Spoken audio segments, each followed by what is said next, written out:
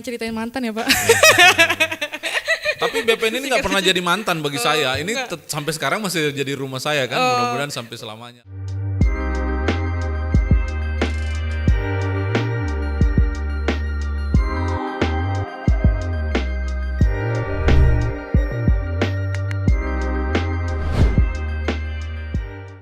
Halo Sobat ATR BPN Podcast dimanapun kalian berada yang menikmati sekali isu-isu yang ada di BPN ya. Seperti yang kita tahu kalau isu-isu yang ada di BPN tuh yang kita tahu tuh kan kayaknya berat-berat dan terkesan tua-tua ya, generasi kolonial ya. Kalau kayak generasi saya nih, generasi milenial tuh agak-agak kurang tahu dan kurang paham ya Pak sama isu-isu yang di BPN. Saya sendiri pun yang udah kerja di BPN tuh nggak begitu paham banget isu-isu mendetail tentang BPN, tapi sebenarnya tuh BPN sendiri tuh punya isu yang sangat seksi ya, yang harusnya tuh generasi milenial tahu loh isu-isu yang ada di BPN. Nah di sini tuh bersama saya udah ada salah satu sosok sosok yang keren banget. Ini nggak kelihatan kayak PNS sih, iya nggak sih guys? Kelihatannya kayak pensiunan ya? Iya kayak nggak Pak, mukanya masih muda fresh kan, kayak lebih kayak penyanyi gitu kan. Masih. Bisa nyanyi kan Pak? Bisa. Iya. Di sini nih ada salah satu PNS senior lah ya di BPN, udah 20 tahun mengabdi di BPN. 22 tahun lebih tepatnya tuh. Lama banget kan guys. Kita bisa kulik nih tentang ATR BPN dari perspektif Pak Harrison Mokodompis ya. Kebetulan beliau juga menjabat sebagai Kepala Bagian Pemberitaan Hubungan Antar Lembaga ya. Menjadi corongnya kementerian guys. Jadi tepat banget gak sih narasumber kita kali ini nih. Kita bakal tanya-tanya ke Pak Harrison, silakan sapa dulu Pak ke para pendengar setia kita, penonton setia kita. Ini disapa Sobat ATR BPN atau para podcast? Sobat ATR BPN aja kali biar kita lebih membumikan ATR BPN. Halo Sobat ATR BPN dimanapun teman-teman berada, sobat berada, saya Harrison Mokodompis. Dari marga ketahuan nih saya orang timur Indonesia. Orang mana Pak? Lebih tepatnya orang Sulawesi Utara. Saya orang Manado, Sangihe. Wih Sangihe, saya pernah kesana sama Bapak. Oh iya. Pengalaman yang menyenangkan kan Pak. Kampung yang indah ya. Iya. Oke. Dan seperti yang disampaikan oleh Nanda, saya kerja di BPN sudah 22 tahun. Lumayan lah ya untuk bukan lumayan lagi Pak. Ya. Itu beda tipis sama usia saya Pak. Apa udah kerja saya? Udah ketahuan. Tapi tenang ya, saya kerja sejak berusia 10 tahun. Waduh. Oke, silakan Nanda. Iya Pak, kan kalau misalnya saya sendiri ya Pak sebagai anak muda yang milenial Pak, sebenarnya saya juga bingung Pak. Pas awal-awal saya justru nggak tahu ternyata ada yang namanya Kementerian Agraria dan Tata Ruang ya Pak. Wah, sekali ya. Iya, enggak sih, ini jujur aja ya Pak sebenarnya. Kalau untuk kalangan anak muda kayak kita kan biasanya taunya kayak Kementerian Olahraga, terus Kementerian Pariwisata, Kementerian Informasi gitu, Kominfo. Nah kalau Kementerian Agraria ini kan yang tahu biasanya orang tua kita ya Pak yang biasa. Ternyata kan Kementerian ATR BPN ini kan ngurusin tentang sertifikat tanah. Pas saya tahu ternyata bukan cuma sertifikat. Jadi sebenarnya ATR BPN ini kementerian kita ini apa sih Pak gitu loh Pak. Bisa dikasih tahu kita sudut pandang. Enggak ada salahnya juga kalau dituduh seperti itu ya. Karena memang kalau sepintas kita membahas mengenai Kementerian ATR BPN ya. Ini kan kementerian yang ditugaskan oleh negara, oleh undang-undang untuk mengurusi administrasi di bidang pertanahan dan tata ruang. Dari judulnya saja sudah ketahuan nih, ini berarti urusannya tanah sama ruang. Tanah dan ruang. Ya, jadi kalau ruang, menurut Nanda perlu nggak ruang itu diatur supaya memberikan harapan hidup atau kualitas hidup yang lebih baik di masa depan? Perlu sih Pak. Nah betul, sehingga kita jadi tahu mana yang kira-kira harus diperbaiki penataan ruangnya supaya kualitas kehidupan komunitas yang ada di atasnya itu membaik. Kemudian bagaimana mengatur supaya memang pembangunan berada di atas lokasi yang sudah ditentukan. Sektor-sektor yang lain juga demikian. Dan yang paling penting adalah bagaimana dalam tata kelola ke depannya administrasi pertanahan juga mengikuti pola tata ruang tersebut gitu. Agak berat ya Pak untuk mencernakan. Itu yang diurus oleh kementerian ini. Nah kalau berbicara soal cakupan tugasnya memang menyentuh kemana-mana. Dia berbicara mengenai aspek kualitas kehidupan, dia berbicara mengenai ekonomi, dia berbicara mengenai kepastian hukum, dia berbicara mengenai penata gunaan tanah atau lahan, dia juga berbicara mengenai konflik, bagaimana mengatasi konflik sengketa pertanahan ini. Tapi don't worry, makin kita ngobrol teman-teman pasti akan tahu bahwa Akan tahu ya Pak. dia tidak se-oldies itu kok sebenarnya, tenang aja. Iya kan seperti yang kita tahu ya Pak, kalau misalnya kita mau beli rumah, ngurus tanah, itu kan butuh BPN kan Pak. Pasti ada peran BPN di situ. Nah, kayak kaum milenial sekarang pun udah cerdas kan Pak untuk ya Kayak kamu ya, cerdas. enggak, saya mah apa tuh Pak? Butiran debu. Enggak, kayak butuh kayak gimana sih cara beli tanah biar terhindar dari mafia tanah gitu loh Pak. Itu kan butuh banget, kita tahu peran dari BPN. Terus kadang orang juga tertipu sama sertifikat bodong, sertifikat palsu, itu kan juga butuh, kita tahu lah ada lembaga yang menaungi itu loh. Ternyata BPN tuh fokus loh untuk memberantas mafia tanah segala macam. Pendapat Bapak seperti apa tuh Pak? Sebenarnya mafia tanah part of problem gitu ya, salah satu masalah yang kita hadapi. Tapi kalau berbicara dalam konteks apa yang di-provide oleh Kementerian ATR BPN kepada masyarakat, tentu lebih luas dari itu. Kalau berbicara tadi, bagaimana masyarakat bisa memastikan? Kita mulai dulu. Jangankan membeli tanah, sekarang orang hidup di atas tanah itu bertahun-tahun. Pertanyaannya, apakah sudah punya sertifikat enggak? Ya, rumah saya aja belum sertifikat Pak. Nah, itu kan kalau yang punya sendiri belum punya kesadaran untuk mensertifikatkan itu, bagaimana kita memulainya? Diskusi-diskusi seperti itu ya. Jadi itu satu hal. Hal yang lain misalnya, kalau misalnya masyarakat itu katakanlah ingin mengecek dalam rangka membeli sebuah properti, tanah atau bangunan atau apapun yang berada di atas tanah, nah dia memang sebaiknya melakukan pengecekan melalui jalur-jalur yang resmi. Tadi Nanda sudah menyampaikan Kementerian ATR BPN lah yang memiliki tugas itu. Kantor pertanahan BPN itu, BPN kabupaten kota itu menyebar ke seluruh kabupaten kota di Indonesia. Jadi bisa dilakukan pengecekan dimanapun. Apalagi kan kita sekarang, nah itu tadi saya challenge tuh, kita nggak oldies amat kok. Kita punya Sentuh Tanahku, kita punya website, kita punya medsos. Teman-teman di seluruh Indonesia, khususnya kaula muda bisa Bebas mengakses ya Pak? Bisa bebas mengakses dan bisa mendapatkan informasi yang dibutuhkan. Ya kalau tadi Bapak membahas masalah kantor pertanahan Pak, berarti BPN itu nggak seputar Kementerian ATR BPN yang ada di Jakarta, berarti dia tersebar di seluruh Indonesia dong? Betul, dia ada di 34 provinsi ya di kita. Kemudian dia mencakup juga 500-an kantor pertanahan. Keluarga besar. Ya, belum lagi yang urusan-urusan di pusat yang memang juga ada terbagi dalam beberapa direktur jenderal yang mengurus tugas pokok dan fungsi tertentu gitu. Kita bicara tentang sekitar 40 ribuan orang yang bekerja gitu ya. Kalau misalnya kita penasaran banget ya sama BPN nih, kalau misalnya kita lihat dari namanya, Kementerian Agraria dan Tata Ruang, Badan Pertanahan Nasional, itu kan panjang banget. Kementerian Agraria, Pertanahan dan Tata Ruang, pertanahan sama tata ruang, kenapa bisa disatuin gitu loh Pak? Ya, okay. Perjalanannya seperti apa tuh? Kan dulunya juga kita bentuknya badan, terus tiba-tiba mekar jadi kementerian. Seperti apa sih Pak perjalanan singkatnya kita? Ya ini cerita udah lama ya, cukup panjang. Tapi kalau bicara sejarah ya sedikit kita coba. Jangan ceritain mantan ya Pak. Tapi BPN ini nggak pernah jadi mantan bagi saya. Ini sampai sekarang masih jadi rumah saya kan. Mudah-mudahan sampai selamanya lah. Udah gitu. nikah ya Pak. Udah jadi Bener. istri dong. Gimana tuh? Ini cerita sudah lumayan panjang. Kita sedikit mereview lah. Dulu BPN ini Badan Pertanahan Nasional namanya.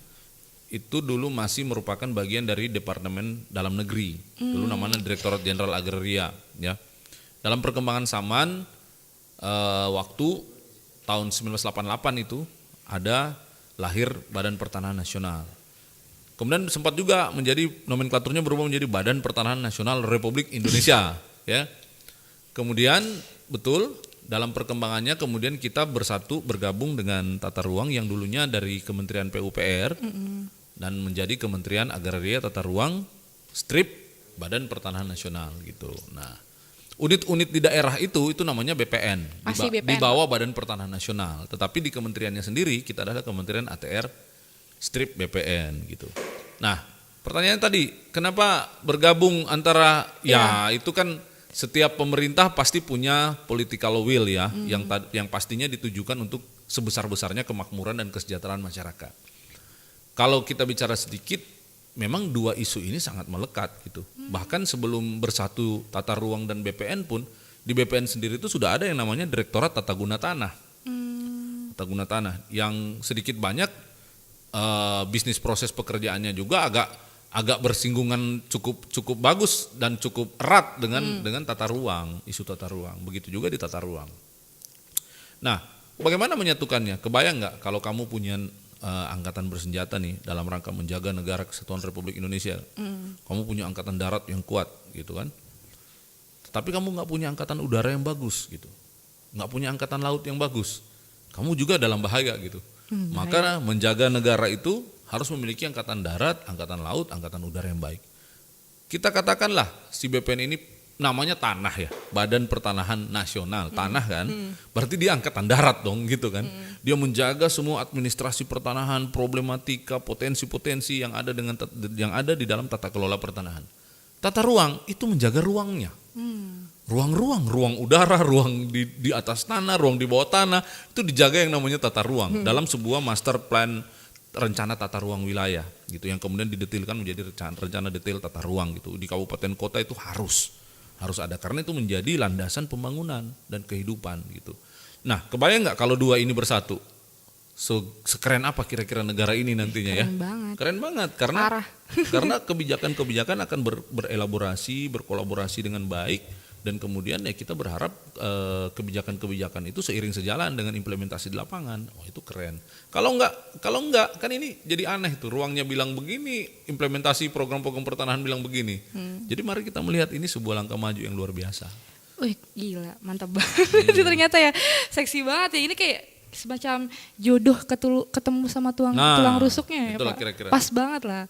Ruang ini emang harus dijaga kan, kalau kita lihat emang kondisi ruang kita di Indonesia seperti apa sih Pak, kan kayak ya, kalau yang kita tahu banyak banget pelanggaran, kayak pemanfaatan ruang tuh tidak sesuai sama fungsinya lah. Itu yang menjadi jalan sama pertanahan. Itu yang menjadi concern ya. Sama sih sebenarnya dengan pertanahan juga. Tentu dalam setiap pembangunan itu selalu ada saja hal-hal yang mungkin agak belum mengikuti ketentuan peraturan. Oleh karena itu di dalam organisasi Kementerian ATR BPN ini ada fungsi pengendalian tata ruangnya. Jadi yang membuat tata ruang di kita di tingkat nasional kan, kemudian di daerah itu oleh teman-teman di daerah. Nah, ini agak unik nih. Kalau BPN itu kan di daerah itu mengurusi pertanahan. Kalau tata ruang di daerah itu adalah pekerjaan atau kewenangan di Pemda. Nah, jadi kita di pusat ini adalah pembinanya, gitu, pembinanya, pembuat kebijakannya. Nah, kalau ini terjadi, ini sudah berjalan dengan baik, tentu proses berikutnya adalah bagaimana kita melakukan pengendalian, pengawasan, monitoring, evaluasi dan lain sebagainya. Kalau Nanda tadi bilang ada pelanggaran tata ruang, ada pelanggaran terhadap penguasaan tanah, nah itu pengendalian, dirjen pengendalian yang akan turun untuk melakukan penilaian, evaluasi, dan kalau memang betul sesuai dengan ketentuan itu ada pelanggaran, ditindaki. Kita lihat di mana-mana kan ada pelanggaran ruang, ini kita lakukan, dan itu memang pemerintah bergerak ke arah sana gitu untuk memastikan pemanfaatan ruang dan tanah itu betul-betul tidak melanggar ketentuan dan betul-betul menjamin kualitas kehidupan yang lebih baik. Begitu Nanda. Ya, kalau kita dengerin penjelasan dari Pak Harison barusan ya, itu udah kegambar jelas kan ya, kalau Pak Harison tuh ngejelasinnya bener-bener sederhana tapi ngena gitu loh. Oh, ini loh. Saya nggak punya uang receh. Saya adanya handphone, nggak apa-apa. Transfer bisa Pak. Sekarang zamannya digital ya Pak. Transfer nomor pulsa rekeningnya ya. saya kirim. Transfer pulsa boleh. Iya kan, bisa kita denger kayak kayak Pak Harison ceritain, ternyata BPN itu punya power yang luar biasa guys, di punya sumbangsi yang besar lah di negara kita ini. Dan yang kita temuin sehari-hari, ruang, tanah, ya itu ya kementerian kita yang mengurusi itu loh. Jadi kalau menanya tentang apa sih kementerian BPN, ya udah lihat aja ruang, lihat aja tanah, ya itu kita yang ngurusin gitu loh. Dan satu lagi ya, kita bicara dalam bingkai negara kesatuan Republik Indonesia, NKRI. Kalau nggak ada yang ngurusin hukum tanah nasional, ya kira-kira NKRI ini masih ada enggak gitu ya? Iya. Kebayang nggak kalau nggak ada yang ngurusin itu ya? Jadi kita orang daerah A tidak bisa lagi punya tanah di daerah B, demikian juga sebaliknya. Wah. Yang ada malah negara luar yang malah ngambilin itu potensi-potensi yang ada di kita. Nah, kan kalau kita udah tahu tentang BPN nih, Kementerian BPN itu apa. Nah, kita jadi pengen tahu kan kira-kira program kerja apa sih yang kita punya, isu-isu strategis apa sih Pak yang lagi dijalankan sama Kementerian BPN kan. Teman-teman juga mungkin perlu tahu kali ya di rumah, biar tahu lah kita tuh sebenarnya kerja gitu. Kalau itu orang-orang taunya ya PNS gak kerja, padahal kita kerja 24/7. Iya, udah gak ada jamnya ya. Udah gak ada jamnya. Iya, nah ini sobat ATR BPN di rumah harus tahu nih, pertanyaan Anda bagus banget. Saya udah 22 tahun kerja Nanda di ATR BPN. Sepanjang yang saya lihat, program-program strategis yang dijalankan itu sudah banyak sekali dan harus jujur kita akui dengan segala kelemahan dan kekurangannya itu sudah banyak juga mendatangkan manfaat dan kemaslahatan bagi banyak masyarakat gitu ya. Kalau ditanya apa aja, sekarang mungkin teman-teman mengenal PTSL, program pendaftaran tanah sistematis lengkap. Itu luar biasa sekali, luar biasa. Itu membuat pendaftaran tanah di Republik ini itu menjadi lebih sistematis. Kalau dulu kita juga punya program besar namanya Prona, tapi Prona itu dulu belum sesistematis sekarang. Apa itu sistematis? Nanda dan teman-teman, para sobat ATR BPN di rumah, asal Anda punya tanah aja, masyarakat itu tinggal tunggu saja pemerintah akan mendatanginya. Keren jemput kan? bola ya Pak, Iya, pemerintah. Keren nggak? Keren banget. Jadi seluruh kabupaten, kota, kecamatan, kelurahan disisir sedemikian rupa oleh pemerintah, oleh BPN ya, didaftarkan. Nah cuma ketika kita melihat di lapangan itu berkas-berkas sudah lengkap, jadilah desertifikat. Kalau berkas-berkas belum lengkap, kita tetap catat, kita tetap petakan dengan sebuah catatan. Oh ini belum disertifikatkan karena ada dokumen-dokumen yang harus dilengkapi. Kemudian kita catat karena mungkin ada sengketa konflik di atas tanah itu. Kita catat, kita petakan juga. Dan kita juga jadi tahu nih mana nih bidang-bidang tanah yang dulu pernah disertifikatkan. Kita sedang berbicara mengenai angka kurang lebih 126 juta bidang tanah di Republik ini. Jadi kita kebayang nggak, kita jauh lebih besar daripada bidang-bidang tanah yang ada di negara Eropa sana. Iya. Kita bicara negara yang besar, Indonesia ini. Dan problematika dalam pendaftarannya itu pasti besar juga. Tapi kalau lihat semangatnya sih ya, orang BPN itu kayaknya nggak pernah kehabisan semangat deh. Iya, Pak. Nggak pernah kehabisan inovasi, nggak pernah kehabisan dedikasi untuk melaksanakan ini. Program strategis lain, nah Nanda bisa pulang ke Jawa naik tol, ya nggak? Ya kan? Teman-teman nih, sobat ATR BPN, Anda yang Lancar pas sekarang tol banyak lancar di mana-mana, jaya. Yang menyambungkan. dulunya 8 jam, 9 jam itu sekarang dilibas 3 jam, 4 jam. Iya. Ke Lampung berapa lama sekarang? Lagi gencar banget Pak pemerintah. Ya, emang. Di itu situ. selain dari kerja keras teman-teman PUPR membangun fasilitas, infrastruktur jalan tol dan lain sebagainya. Di balik itu, itu ada keringat-keringat orang BPN yang Ada peran melaksanakan kita, Pak. kegiatan pengadaan tanah. Ini kegiatan pengadaan tanah ini tidak bisa dibilang gampang loh. Karena harus menyatukan kepala seluruh stakeholder yang terkait dan harus memastikan nih orang-orang yang mendapatkan ganti ruginya itu kehidupannya tidak boleh lebih buruk daripada sebelum dia diganti rugikan. Nah, proses pengadaan tanah itulah yang kemudian kalau dia dilaksanakan dengan kualitas yang baik akan menjamin sebuah pembangunan infrastruktur yang lebih baik gitu. Ya, mudah-mudahan. Dan banyak lagi program. Kalau dari strategis tata lain. ruangnya Pak, contohnya Pak, kita punya program apa Pak? Nah, Strategis. tata ruang itu banyak ya. Banyak ya, Pak. Kita kalau bicara tata ruang itu kan kita bicara tentang aspek mitigasi bencana. Kita bicara tentang pengembangan kawasan-kawasan ekonomi khusus, ya kita bicara begitu banyak hal kalau dalam tata ruang. Luar biasa banget Nah, sebenarnya BPN tuh. Yang paling baru ya, the latest ya, itu Jabodetabek Punjur. Nah, ini sering orang Jakarta marah-marah, aduh Macet, kebanjiran, macet banjir, segala macam. Nah, ini kan. sedang ditata nih, Nanda, sedang ditata nih para sobat ATR BPN dimanapun berada, supaya pengelolaannya, penataruannya makin bagus, ketertibannya juga makin dijamin, dipelihara. Mudah-mudahan lah generasi berikut ya minimal. Mudah-mudahan saya juga bisa merasakan perbaikan kualitas setelah ini. Kita mungkin nggak ada banjir, kita nggak ada bencana-bencana yang tidak kita inginkan bersama gitu. Pak, kalau kita flashback nih Pak, jangan kebawa kenangan mantan tapi Pak. Flashback Ini nih dari Pak. tadi bicara mantan terus Masa kenapa saya ya? nggak punya mantan? Jangan-jangan kamu baru Enggak Pak. Kalau kita flashback nih Pak, kan kayak kita dulu kenal ya Pak, kalau misalnya bikin sertifikat tuh dulu ribet banget kan Pak, sulit, terus mahal Masa sih? biayanya, terus berbelit. Ya. Jangan-jangan sobat ATR BPN aja yang nggak pengen tahu gitu. Iya, kalau kita kilas balik terus pelayanannya yang di BPN tuh kurang ini, tapi sekarang kan kita ATR BPN kini lebih baik, maju dan modern. Kita lihat dong, semua orang tuh bisa mengakses layanan BPN di mana aja gitu. Ada digitalisasi layanan dan segala macamnya. Itu kan ada peran sama fungsi yang ada dijalankan sama satker yang ada di BPN itu sendiri. Satu sama lain ingin kita berubah menjadi lebih baik. Nah itu seperti apa Pak? Transformasi kita dari manual ke digital Pak. Iya, sebenarnya itu seiring sejalan gitu. tuh. Jadi kesadaran masyarakat Masyarakat makin melek nih dengan teknologi ya enggak? Dengan informasi. Dulu susah banget dapat informasi. Sekarang buka medsos kementerian, aduh itu informasi sudah macam-macam kan? Iya, mudah banget. Ini ya. Itu berpadu padan seiring sejalan dengan perbaikan yang dilakukan juga oleh BPN, oleh ATR BPN. Tadi Nanda menyebutkan ada layanan-layanan elektronik, layanan-layanan online. Itu bagian dari visi besar ATR BPN untuk menjadikan dirinya sebagai lembaga berkualitas, berkelas dunia nanti ya. Nah, ini nih bicara soal mudah tidak mudah itu kolaborasi tuh antara kesiapan infrastruktur ATR BPN yang sekarang sudah semakin baik, bisa diakses di mana-mana, dan kesadaran masyarakat juga. Karena tidak jarang saya kan beberapa tahun ini juga mengelola pengaduan masyarakat ya. Banyak yang mengadu, mengeluh gitu. Tapi setelah kita dalami, ya karena dia bertanya kepada pihak yang salah gitu ya. Jadi pihak-pihak yang kurang bertanggung jawab ini one prestasi, kurang baik menjelaskan apa sebenarnya yang harus disiapkan ya dalam SOP-nya dan lain sebagainya. Yang mengakibatkan ketika proses untuk mengeluarkan produk layanan di BPN itu menjadi terkendala, masyarakat kemudian merasa bahwa memang sulitnya di BPN gitu ya. Nah makanya kita himbau juga nih buat Nanda dan teman-teman Sobat ATR BPN dimanapun teman-teman berada, kalau mau berurusan dengan BPN, berurusan dengan BPN aja gitu ya. Dan mitra-mitra yang sudah ditunjuk BPN secara resmi terdaftar itu ada di website BPN, bisa dilihat gitu.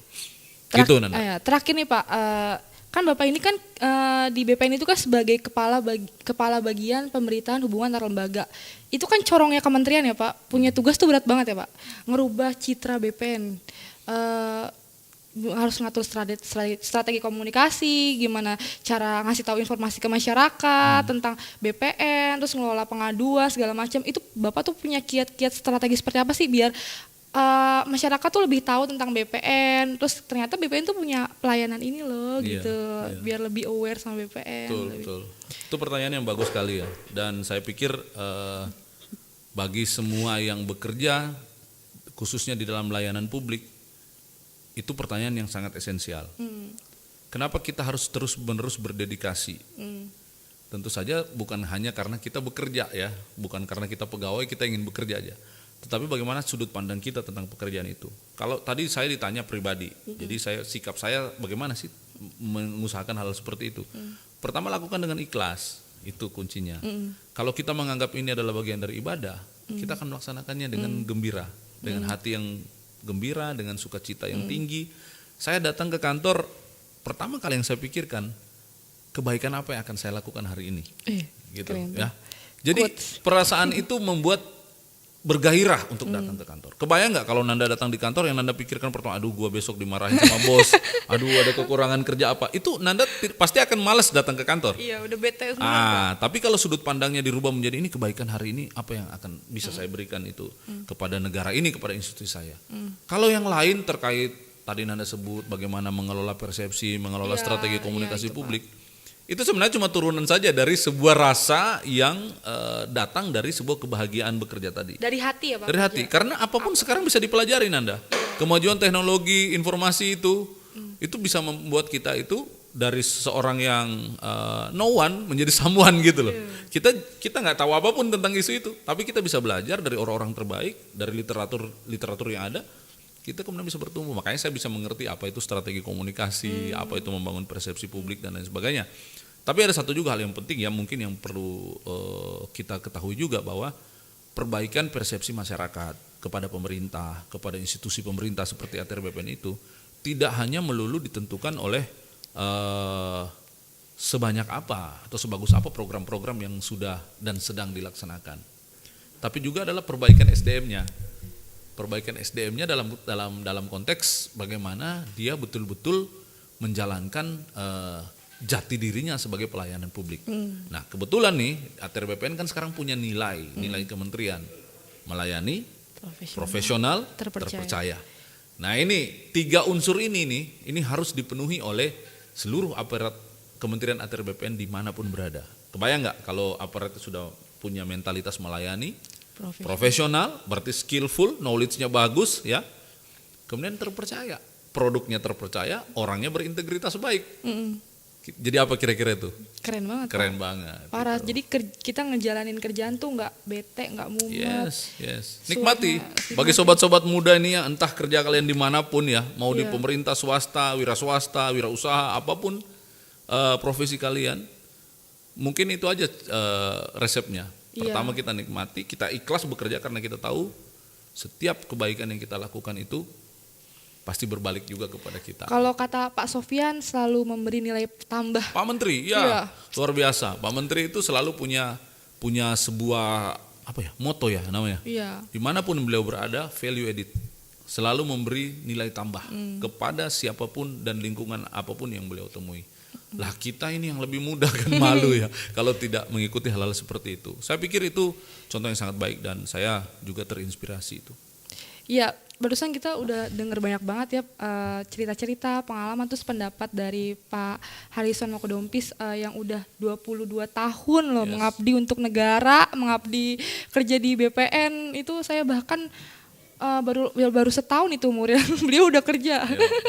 Udah kerja setahun di BPN. Itu kan keren banget dedikasinya untuk negara dan ternyata BPN tuh punya peran sama fungsi yang besar juga gitu sumbangsinya untuk negara. Nah, Pak, ada nggak sih pesan-pesan yang ingin Bapak sampaikan ke sobat ATR BPN yang di sana gitu sebagai closing statement kita terkait kementerian ini, terkait Bapak atau sama ini menjadi abdi negara, menjadi abdi negara yang sudah berdedikasi selama 22 tahun, Pak. Iya.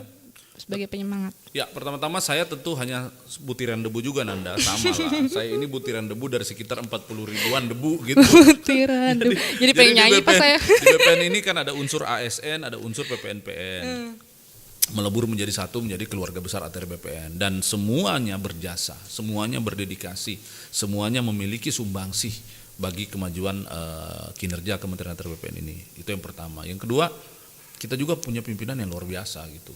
Kita punya pimpinan yang kalau saya boleh katakan itu sudah makan asam garamnya luar biasa gitu. Menghadapi segala terpaan turbulensi permasalahan di level nasional, internasional itu kan adalah credit point sendiri bagi kita.